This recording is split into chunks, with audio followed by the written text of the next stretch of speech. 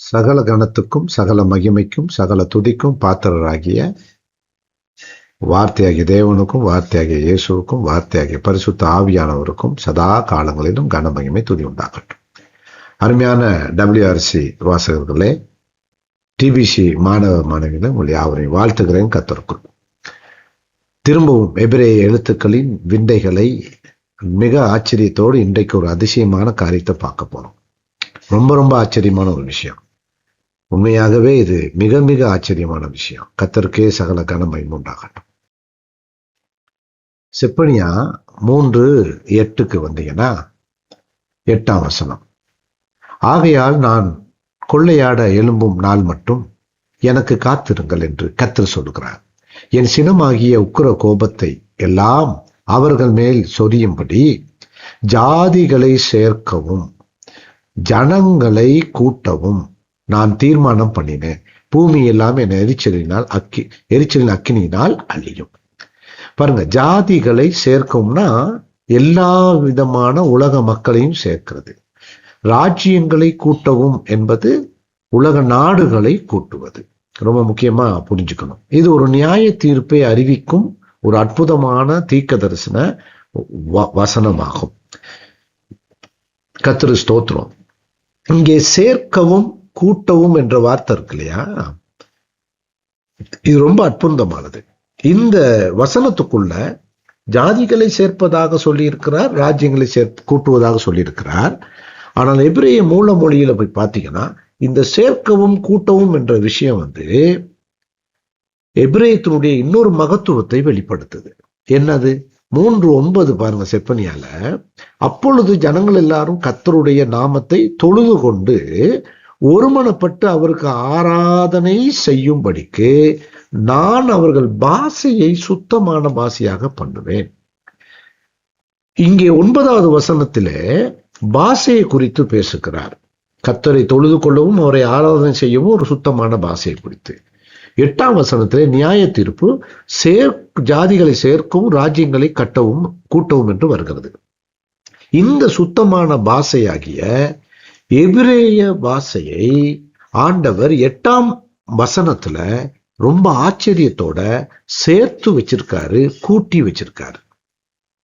எப்படி சேர்த்து வச்சிருக்காரு, கூட்டி வச்சிருக்காரு? எப்படி? ரொம்ப ஆச்சரியம். இந்த வசனம் செப்பனியா 3:8 எபிரேய மொழியில் ஒரு வியக்கத்தக்க அமைப்பை கொண்டது.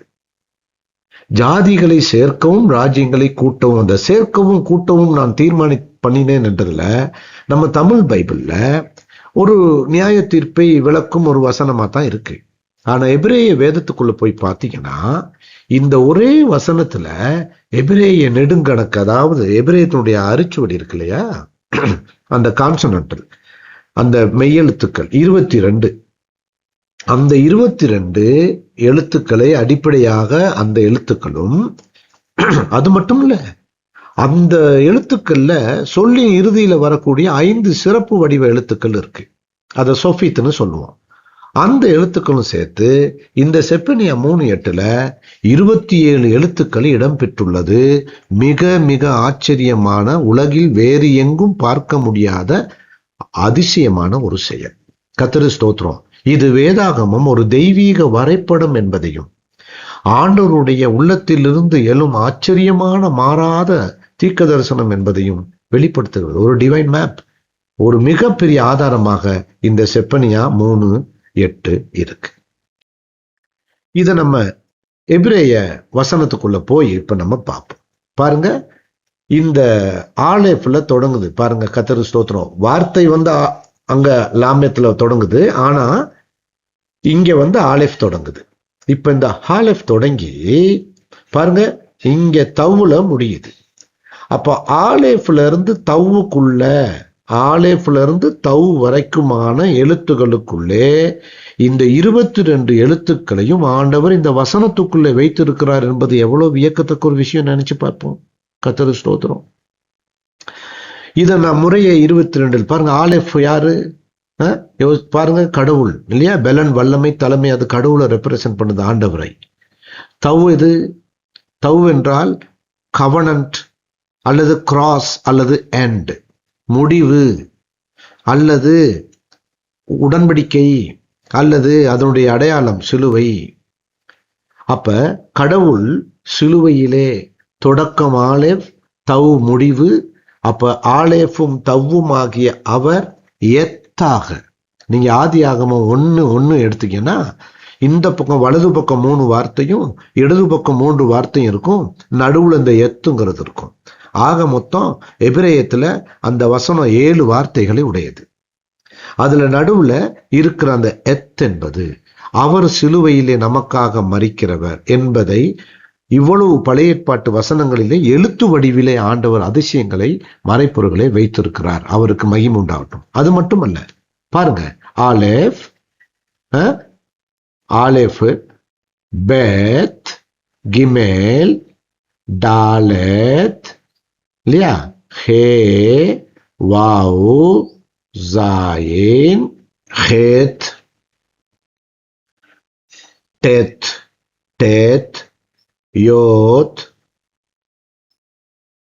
காஃப், காஃப், லாமெத், மெம்,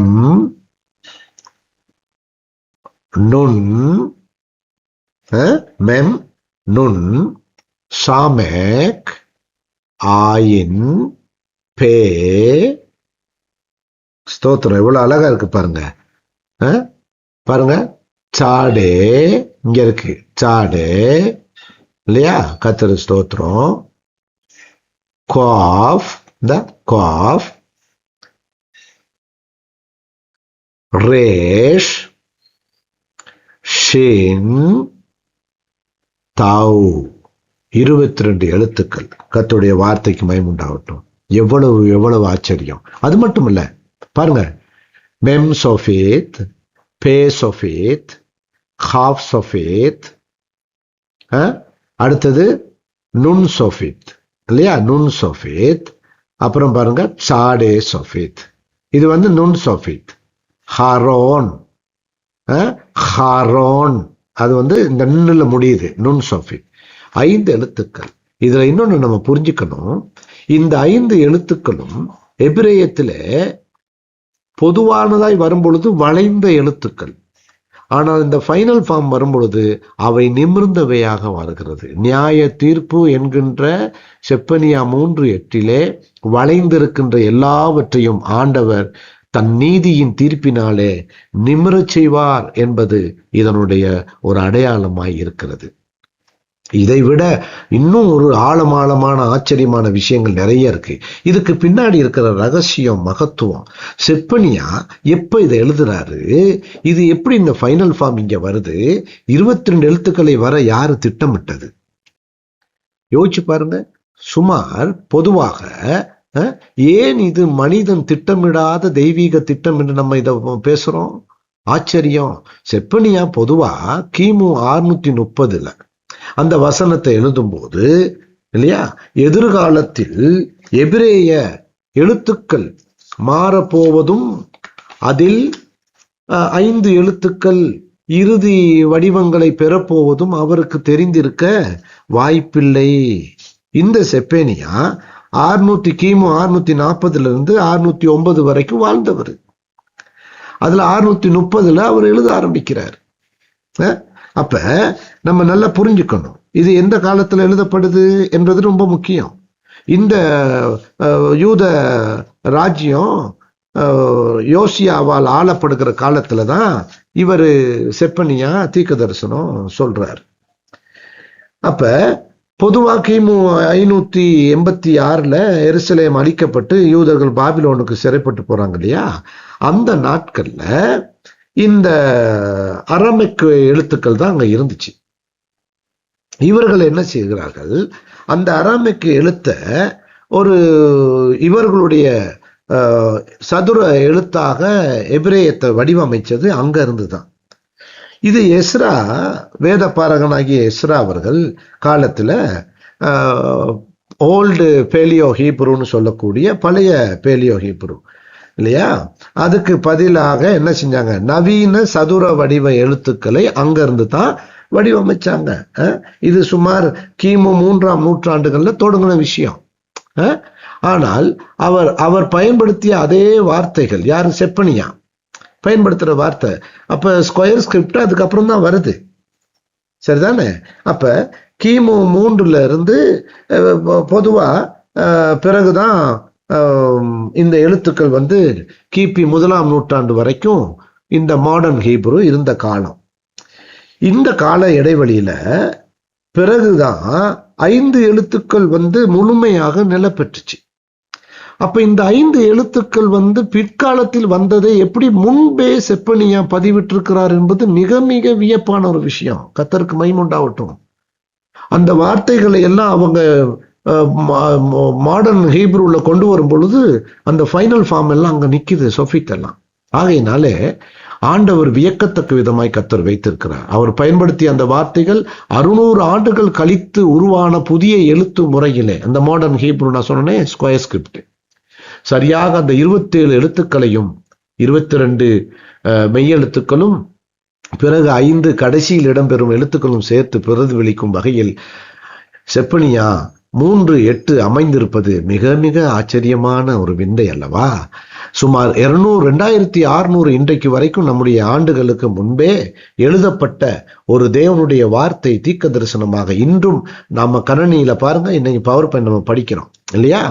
தேடினாலும் ஒரே ஒரு வசனத்தில் 27 எழுத்துக்கள் உள்ளன என்று சாட்சி சொல்லுவது அந்த வார்த்தை, கடவுளுடைய வேதம் மாறாத தேவனுடைய வார்த்தை என்பதை பெரிய சான்றாக இது அமைந்திருக்கிறது. கடவுளுடைய வார்த்தைக்கு மகிமை உண்டாகும்.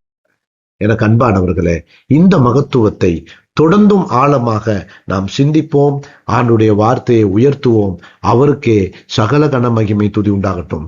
இந்த எபிரேய வார்த்தையை, இந்த எபிரேய மொழியை ஆண்டவர் பரிசுத்தப்படுத்தியிருக்கிறார் 9வது வசனத்திலே. நாமும் அந்த சிந்தனையும் அந்த அறிவையும் அடிப்படையில் பெற்றுக்கொள்ள ஆசைப்படுவோம். கடவுள் உங்களை ஆசீர்வதிப்பாராக. Thank you and God bless you everybody. God bless you.